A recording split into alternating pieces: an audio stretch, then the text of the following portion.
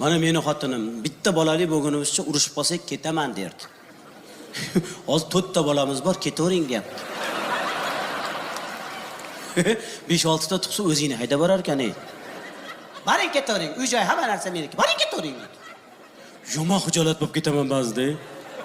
Как будто meni olib kelishganda yor-yar aytib amakilarim. Paranjiga o'rab, ha? Tog'am chimildiqqa tashab chiqqanda, sabr qilib o'tir endi deb, ha? Ba'zida shayton aytadi, "Shat ketib boraymi" deyman.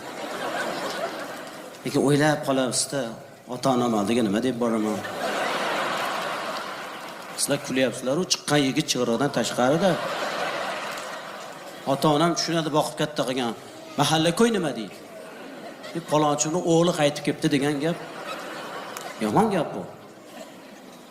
Yana urushib qolsak, bola kimniki deysizlar, ayollar?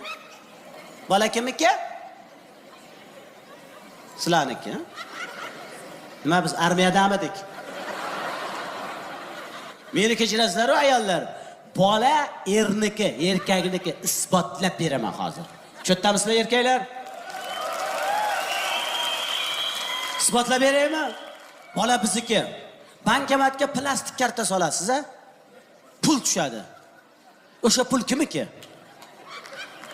Bankomatnikimi, kartaning egasinikimi?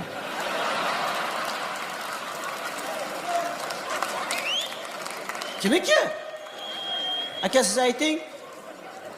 Pul kartaning egasinikimi? Bola ham bizniki-da aka. Bitta joyda shunaqa desam, bitta onaxon nima deydi? Avazjon, u bankomatga karta solganingiz bilan pul tushmasa-chi deydi. Boshqa bankomatga solamiz dedim.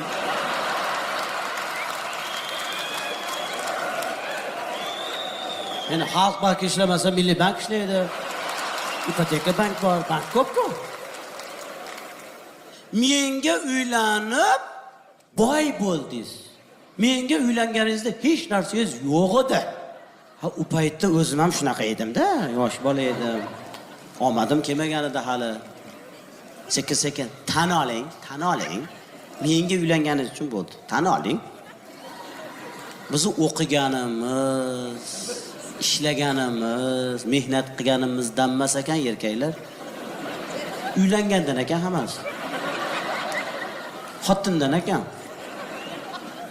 Bunaqaligini bilganimda tug'ilib uylanib qo'yardim. Menga uylanib millioner bo'ldingiz, to'ppa-to'g'ri. Senga uylanmaganimda milliarder bo'lardim.